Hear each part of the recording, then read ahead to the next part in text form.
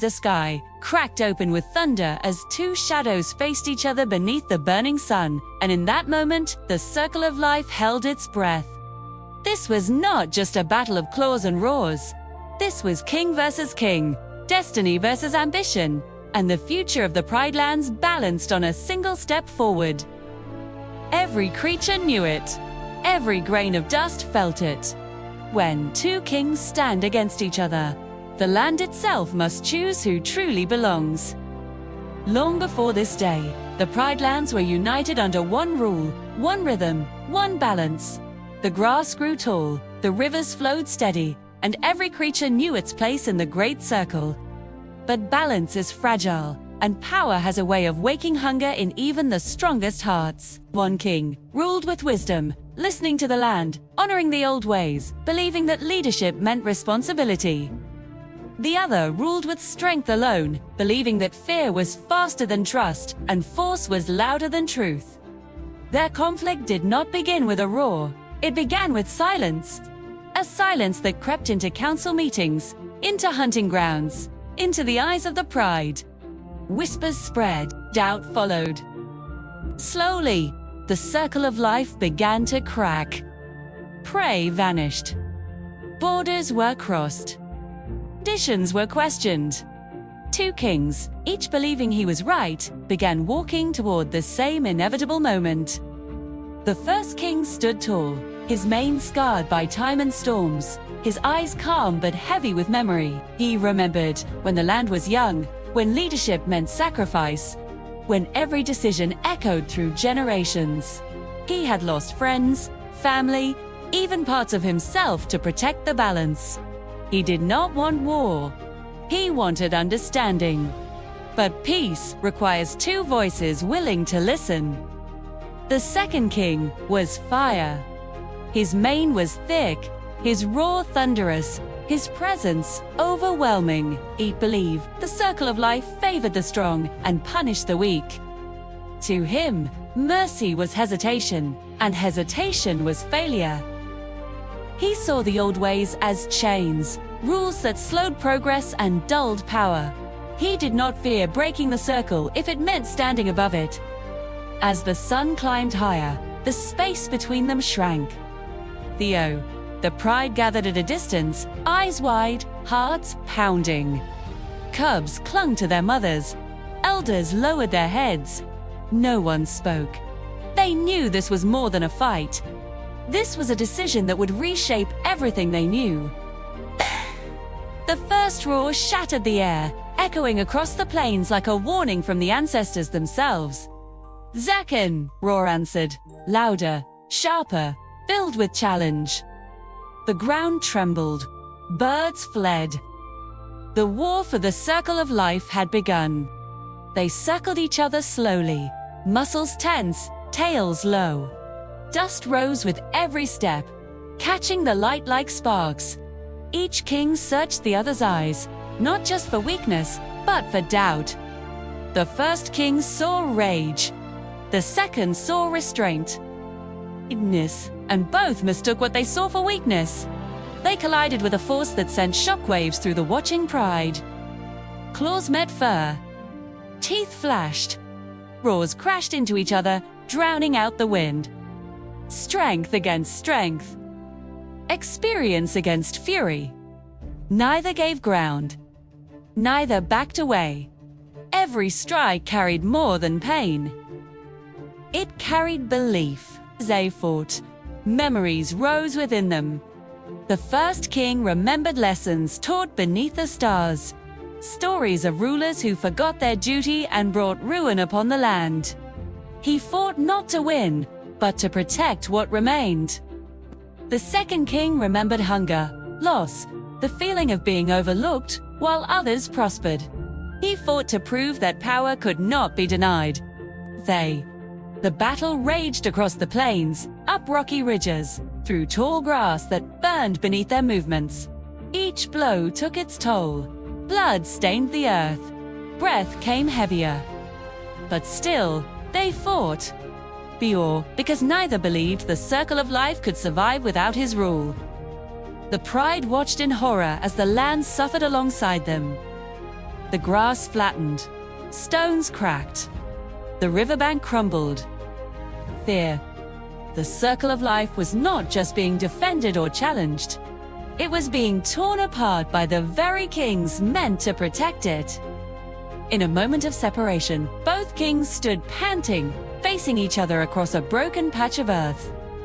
The silence that followed was heavier than any roar. The wind carried the scent of blood and fear. And in that pause, something unexpected happened. A cub stepped forward, small, shaking, brave. The pride gasped. Both kings froze. Big. The cub's eyes were wide, filled with confusion and fear, but also something else. Hope. Why are you fighting? The cub asked, voice trembling but clear. If you both want to protect the circle of life, why are you breaking it? The question struck harder than any claw. Day. The first king lowered his head slightly. The second hesitated, anger flickering with doubt. Around them, the land seemed to listen. This is our destiny. The second king growled, though his voice lacked its earlier certainty. No, the first king said softly. This is our choice. The cub looked at the broken ground, the wounded kings, the frightened pride. Circle of life isn't about who is strongest, the cub said. It's about everyone. The words echoed through the silence. The second king roared in frustration and charged again, unwilling to let doubt take root. The first king met him, but this time, something was different. He did not fight with anger or desperation. He fought with clarity. Their final clash was fierce but brief. A misstep, a shift in balance. The second king stumbled, caught between rage and realization. He fell hard against the rock, the fight knocked out of him, the truth crashing down heavier than the impact. The first king stood over him, breathing hard, eyes steady.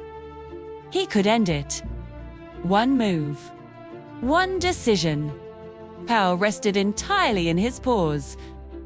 The pride watched, frozen. Slowly, deliberately, the first king stepped back. I will not rule by destroying the circle, he said. Even if it costs me the crown. The second king looked up, stunned. In that moment, the fire in his eyes faded, replaced by something raw and unfamiliar. Understanding. War had ended, but peace did not arrive all at once. It never does. Surprised lands stood quiet in the days that followed, as if the earth itself was trying to remember how to breathe again. The rain that fell after the battle soaked deep into the ground, washing away blood and dust, but it could not erase memory. Every rock, every tree, every paw print carried the echo of what had almost been lost. The first king walked the land alone at dawn. His body ached, his mane heavy with exhaustion, yet his steps were steady. He stopped at the broken riverbank, where stones still lay scattered from the clash. He remembered standing there, claws dug into the earth, knowing he had the power to end a life and choosing not to. That choice weighed more than any crown ever had. Behind him, the pride began to stir. Lions emerged slowly from their resting places, stretching, watching, unsure of what the new day truly meant. The war had answered one question, but opened many others. Who would lead now? What would leadership look like after such destruction? Could trust be rebuilt where fear had ruled? The king gathered them beneath a great rock as the sun rose. Its light painted the land gold, but shadows still lingered. He did not stand above them. He stood among them. The circle of life was tested, he said calmly, and it nearly broke. Not because of enemies from beyond our borders, but because of what grew within us. The pride listened, not in silence, born of fear, but in attention born of understanding. We believed strength alone could guide us, he continued. We believed power was proof of worth. But the land has shown us the truth. Balance is not maintained by force. It is maintained by care. Some lions lowered their heads. Others exchanged glances. No one argued, for from the Pride Lands, the second king moved slowly across unfamiliar ground. Each step away from the territory he once wanted to rule felt heavier than the last. The fire that once drove him burned low now, replaced by reflection. For the first time, there was no one to challenge, no one to dominate. Only the open land and his own thoughts. He remembered the cub's voice. Small, clear, unafraid. The question echoed in his mind again and again. Why are you breaking it? He had no answer then. He had one now. Days passed. Life cautiously resumed. Hunts were shared. Borders were respected. The pride worked together to repair what could be repaired. The king did not rule alone. He listened to elders, hunters, even the youngest voices. Decisions were slower, but stronger. Yet, peace is never without challenge. One evening, as the sun dipped low and painted the sky with fire, a distant roar echoed across the plains. It was not a challenge. It was not a threat. It was a warning. Scouts returned with news. A rival group had sensed weakness. They watched the borders, waiting to see if the Pride Lands would stand united or fracture again. The pride tensed. Old fear stirred. The king felt it too, but he did not let it rule him. We will not answer fear with fear, he said. We will answer it with unity. This time, there was no hesitation. The pride moved together, not as warriors eager for battle, but as guardians of balance. They stood firm at the borders, calm, present, unyielding. When the rival group saw not chaos, but order, not rage, but resolve, they withdrew without a fight. The land remained whole. That night, beneath a sky heavy with stars, the king looked out over the Pride Lands and understood something deeper than victory. Power had not saved them. Choice had. Far away, the second king lifted his head to the same sky. He felt the pull of the circle of life again, not as something to conquer, but something to belong to. For the first time, he did not resist it. And so the story continued. Not as a tale of war, but as a lesson carried forward. A reminder whispered by the wind, written into the earth, and passed from one generation to the next. When kings fight, the world trembles. When kings choose wisdom, the circle of life endures. See, seasons turned, and with them came a quieter strength to the Pride Lands. Grass that once lay crushed beneath battle grew tall again, swaying in the wind as if it remembered how to dance. Rivers found their paths, stones settled, and the scars of war softened into stories the land would tell only to those who listened closely. The king watched it all with patient eyes. Leadership no longer felt like standing above others, but walking beside them. He rose early and slept late, moving through the territory not as a symbol, but as a guardian. He listened when hunters spoke of shifting herds. He listened when elders warned of patterns repeating. He listened when cubs asked simple questions that carried deeper truths. And the pride listened back. Trust rebuilt itself in small, steady moments. Shared hunts. Silent patrols at dusk. Laughter returning to the shade beneath acacia trees. Fear did not vanish, but it no longer ruled. It became a teacher instead of a master. One night, a familiar presence returned to the borders. The wind changed first. It carried a scent the land recognized but did not fear. The guards stiffened, then relaxed as a lone figure emerged from the darkness. Scarred, leaner, older in spirit, the second king had returned. He stopped at the edge of the Pride Lands, lowering his head, waiting. He did not roar. He did not step forward. The king approached slowly, calmly, the pride watching from a distance. Two paths met again, not in fire, but in stillness. A dinner come to challenge. The second king said quietly, "I came to understand." The king studied him, seeing not an enemy, but a reflection of what he himself could have become. "Understanding begins with listening," the king replied. They sat beneath the stars, not as rivals, not as rulers, but as lions shaped by the same land. The second king spoke of his journey, a tier of territories where strength ruled briefly and collapsed quickly, of prides torn apart by fear, of lands where the circle of life had been forgotten.